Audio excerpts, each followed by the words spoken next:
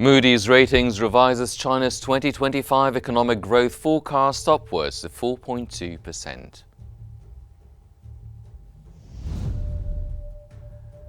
Goldman Sachs economists expect the Federal Reserve to signal slower pace of rate cuts this week.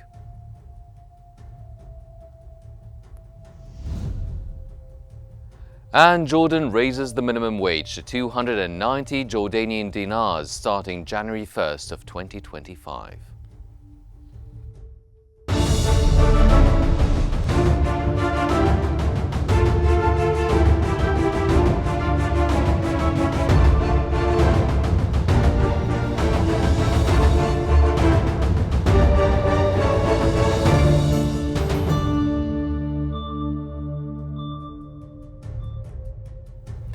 You're watching Qnews and this is the Economic Bulletin. I'm Henny Saif and we will present the comprehensive coverage and expert insights on the latest economic trends and developments.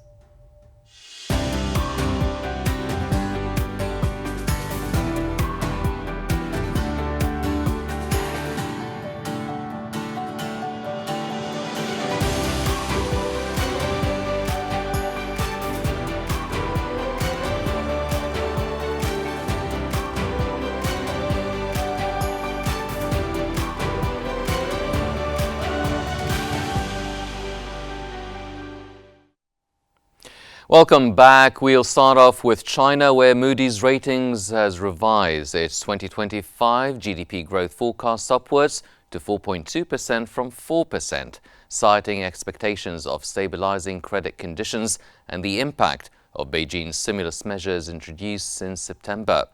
The agency highlighted that these efforts are likely to offset some effects of potential increases in U.S. tariffs. The revised forecast reflects optimism about China's capacity to navigate external pressures and sustain economic recovery. The updated projections were detailed in a Moody's report released on Monday.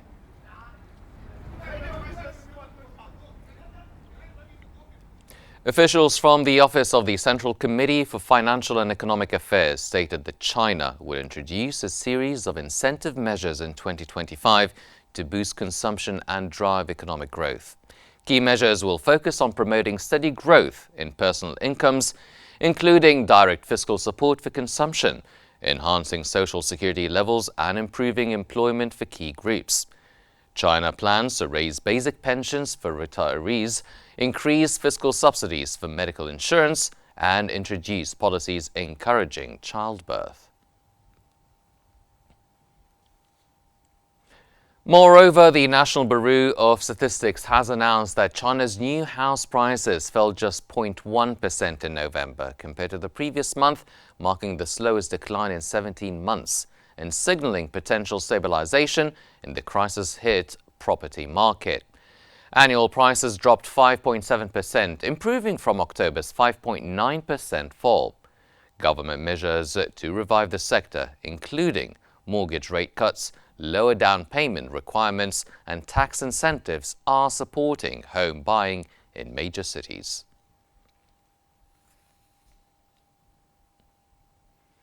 Still in China, the National Bureau of Statistics reported that China's industrial output grew by 5.4% year-on-year in November, accelerating slightly from October's 5.3% growth.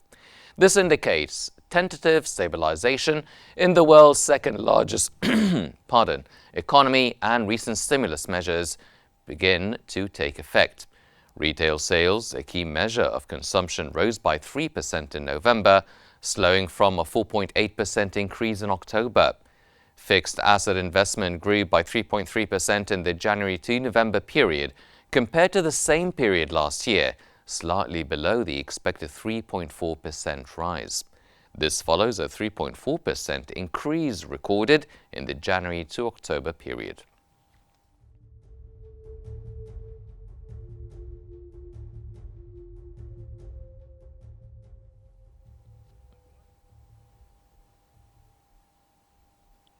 The National Bureau of Statistics has reported that China's retail sales grew just 3% in November compared to a year earlier, falling short of the 4.6% forecast. This marked a sharp decline from October's 4.8% growth, which had been boosted by the early start of the Singles' Day shopping festival. The sluggish retail figures come as the real estate sector continues to weaken. Real estate investment shrank by 10.4% in the January to November period, deepening from a 10.3% decline recorded through October.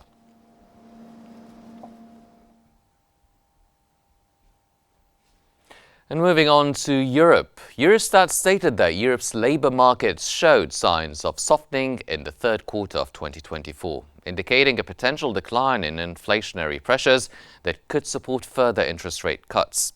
Eurozone labour costs increased by 4.6% in the third quarter, down from 5.2% in the previous quarter, while the job vacancy rate dropped to 2.5% from 2.6%, continuing a downward trend that has persisted for most of the past 2 years. This softening in the labour market may ease inflationary pressures, which have been a primary concern for the European Central Bank.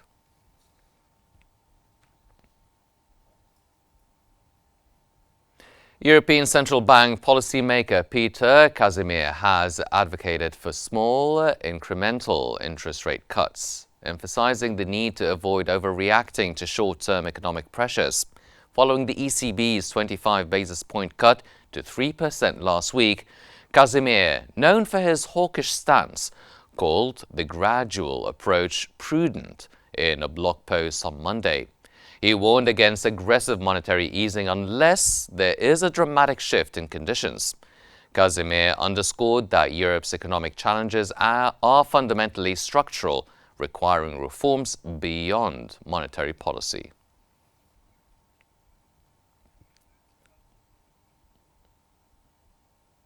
Finance Minister Rachel Reeves has announced that Britain will release its next set of economic and fiscal forecasts from the Office for Budget Responsibility on March 26th. The forecasts will serve as the first assessment of whether Keir Starmer's Labour Party government, which took office in July, is on track to meet its economic growth targets and increase household disposable incomes. They will also indicate whether Reeves is on course to meet her fiscal rule of balancing day-to-day spending with tax revenues by the end of the decade, a challenge that has become more difficult following weaker-than-expected economic growth figures. A decade of poor economic growth and stagnant living standards in just a few months. But you'll see from the plans we've been announcing, whether that is the energy reforms we've published today, the reforms to build 1.5 million homes that we published yesterday, the pensions reforms. In Asia, South Korea's finance ministry has vowed to implement swift market-stabilizing measures following the impeachment of President Yoon Suk-yeol over his brief imposition of martial law. The ministry announced plans to release its biannual policy framework before the year's end and emphasized active communication with the parliament to maintain economic stability. The Bank of Korea pledged to deploy all policy tools to mitigate financial and foreign exchange market volatility, citing greater urgency than during past impeachment periods due to global economic uncertainties and intensified competition in key industries.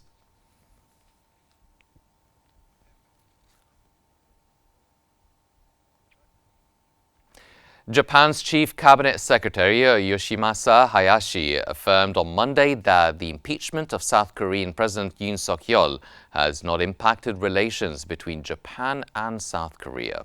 Speaking at a news conference in Tokyo, Hayashi described South Korea as an important neighbor and emphasized the need for bilateral cooperation on global issues. South Korea's opposition-led parliament voted to impeach Yoon over his brief imposition of martial law, resulting in the suspension of his presidential powers. The Constitutional Court has up to 180 days to decide whether to remove him from office or reinstate his authority.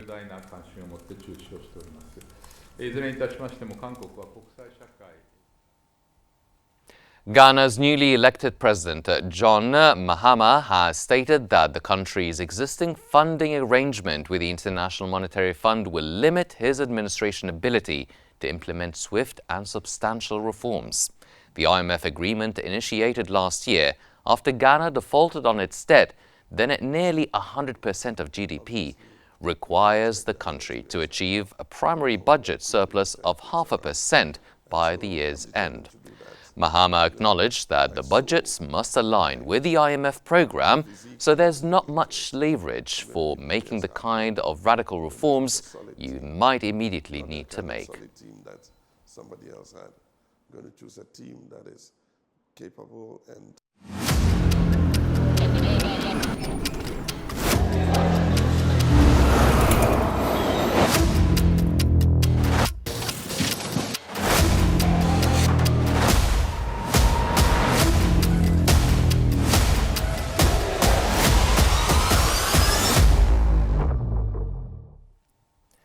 Goldman Sachs economists anticipate that the Federal Reserve will signal a slower pace of interest rate reductions during its meeting this week. While a 25 basis point cut is still expected on Wednesday, economists noted the Fed's intent to temper the pace of easing due to low unemployment and persistent inflation.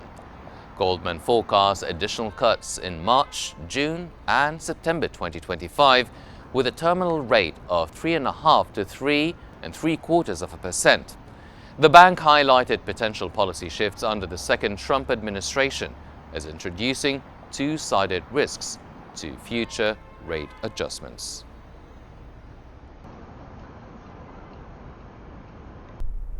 The Federal Reserve is expected to cut interest rates by 25 basis points this week, marking its third consecutive reduction. However, recent data showing steady U.S. economic growth, persistent inflation, and a resilient job market have complicated the outlook for further rate cuts. Market expectations have shifted, with fewer reductions anticipated for 2024. Analysts now predict the Fed will implement only 2 cuts next year, down from 4 projected in September.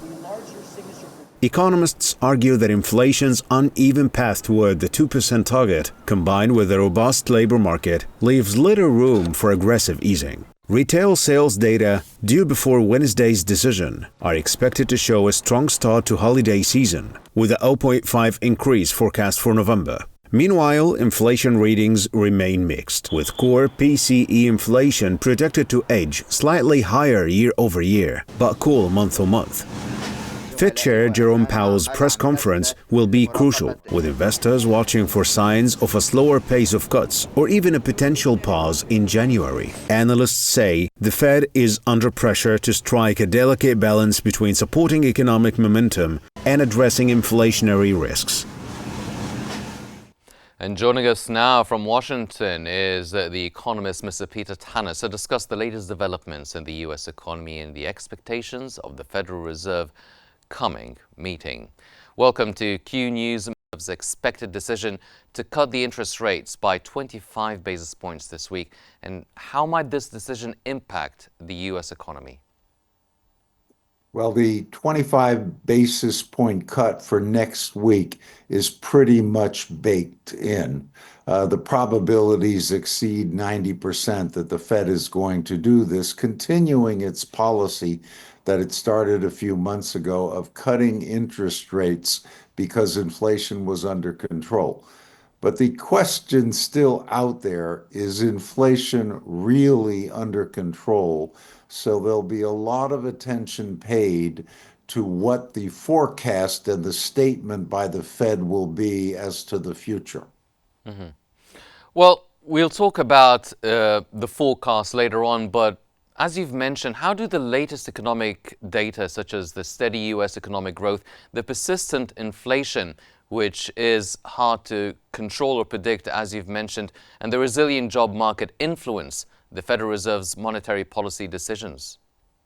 Yeah, so here's the big picture discussion that is taking place now. As you know, the Fed has an objective of a 2% inflation number, and what its policies have been driving towards that goal.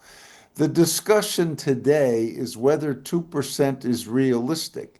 And could we not live just as well with 2.5 or up to 3% inflation, since inflation is so sticky and the numbers don't seem to want to go down much below the high twos? So this is where we are today, and I think you're going to hear a lot more about this debate in the future. Well, if the 2% target might not be realistic, what is the realistic expectation by the Federal Reserve, and how far can it be? Yeah, well, of course, the idea is to convince the Federal Reserve that 2% isn't realistic anymore, and we're not there yet. Most well-established economists believe that somewhere between 2.5% and 3 is a perfectly livable number. Right now, we've got problems in food, we've got problems in housing, we've got problems with costs of automobiles. But these can be brought under control. The question really is, what should the policy be? And that is what we're talking about now. Then how should the Fed address the core inflation, which is expected to rise slightly year on year? Yeah, right. Good question. So the point is that in order to address it, it would have to stop cutting interest rates. And this is what the big debate is on for next year, because cutting interest rates encourages people to spend, which is inherently inflationary. So that's what they have got to decide. I mean, if they believe that inflation is still a problem and is too sticky, then we'll be looking at either fewer or no cuts starting in January. What about the investors? What should they expect from Jerome Powell's press conference following the meeting? What signs should they look for regarding a slower pace of rate cuts or even a potential pause in January? Right. Everything about, from the investor point of view, is about expectations. As I mentioned earlier, it's a 90% plus that the Fed is going to reduce inflations by 25 basis points next week. That is baked in, so the market and investors shouldn't be concerned about it. They should be concerned about the outlook for next year, because if the Fed starts giving hints that cuts are over, that will have a negative effect on the markets and, of course, a negative effect for investors, at least short term. Then how can the Federal Reserve balance supporting the economic momentum while managing the inflation risks? What challenges do they face given the current economic environment? There are a lot of them, to answer your question briefly. The Fed's mandate is inflation and full employment. The employment numbers are good and they're pretty steady. Inflation remains a bit of a concern, although it's come down greatly from the heights of the pandemic. The Fed needs to balance these two so that if it keeps cutting when it ought not to, that would exacerbate inflation. It's very conscious of this. But the Fed doesn't forecast. What it really does is base its decisions on the data at the time it makes those decisions. So we'll all have to sit back and see what it's likely to be like in the coming months. Mr. Peter Tannis, the economic expert, thank you very much, sir, for your insights. And ladies and gentlemen, now we move to the latest developments in the MENA region.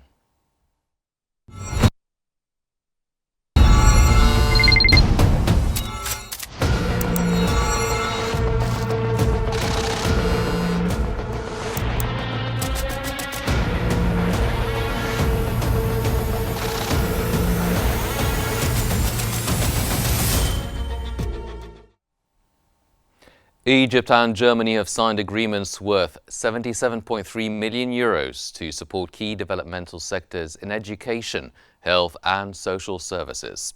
The agreements include grants and debt swap initiatives to advance sustainable development and support Egypt's national strategy. Egypt's Minister of Planning and Economic Development and International Cooperation, Rania Mashad, highlighted the importance of the partnership with Germany, noting that the debt swap program reflects global calls for financial restructuring and has become a model for other countries. The Syrian pound has strengthened by over 20% against the US dollar following the fall of President Bashar al-Assad. This change comes alongside an influx of Syrians returning from Lebanon and Jordan, and the lifting of strict controls on foreign currency trade. Currency traders in Damascus reported exchange rates ranging from 12,000 to 10,000 Syrian pounds per dollar on Monday, an improvement from the previous rate of 15,000. The Central Bank of Syria issued an official rate of 12,625 pounds per dollar, its first update in 10 days.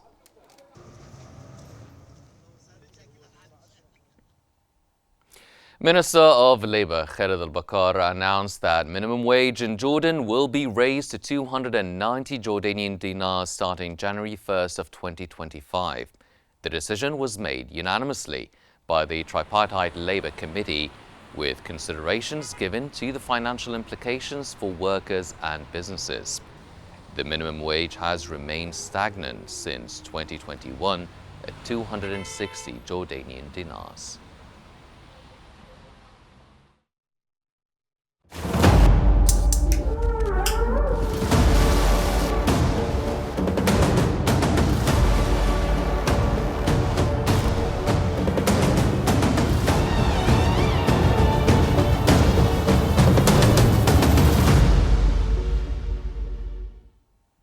Spot gold prices gained on Monday, supported by ongoing geopolitical concerns and lower U.S. Treasury yields, as markets awaited the Federal Reserve's policy meeting, where a third rate cut and clues on the 2025 outlook are expected. Spot gold was up 0.3% at $2,655.39 per ounce. The U.S. gold futures slipped 0.1% to $2,674.10. The U.S. 10-year Treasury yields dipped 0.2%, further supporting bullion.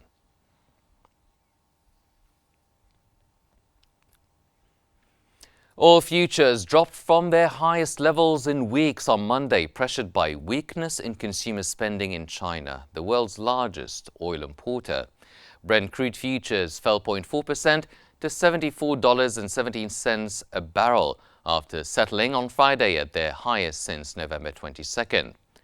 U.S. West Texas Intermediate crude dropped 0.4% to $71.02 after registering its highest close since November 7th, the previous session.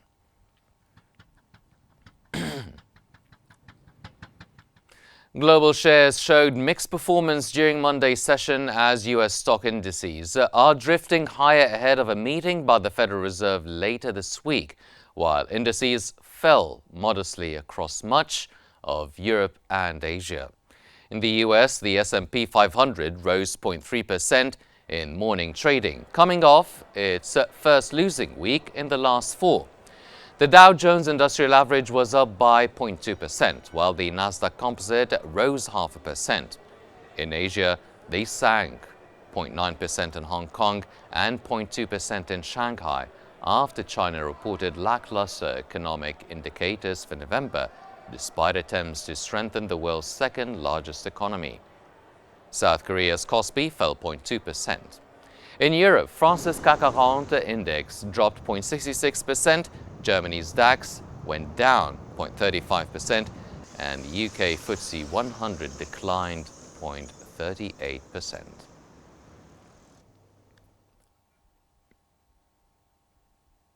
Bitcoin surged past $106,000 on Monday, hitting a record high after President-elect Donald Trump hinted at creating a national strategic reserve of the cryptocurrency.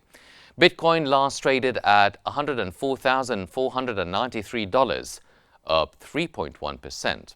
The smaller cryptocurrency, Ether, also rose 1.2% to $3,952. Bitcoin has gained 192% this year, with investors anticipating a friendlier regulatory environment under Trump's administration. The inclusion of MicroStrategy in the Nasdaq 100 further boosts its sentiment, with expectations of increased institutional inflows into the crypto-heavy firm.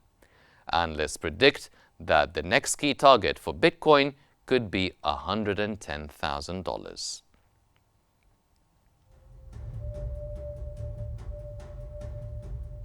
That's all for now, but here's a roundup of today's key stories. Moody's Ratings revises China's 2025 economic growth forecast upwards to 4.2%.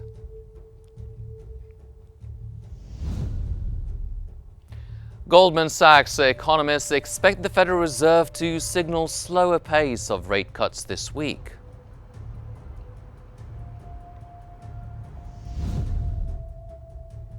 And Jordan raises the minimum wage to 290 Jordanian dinars starting January 1st of 2025.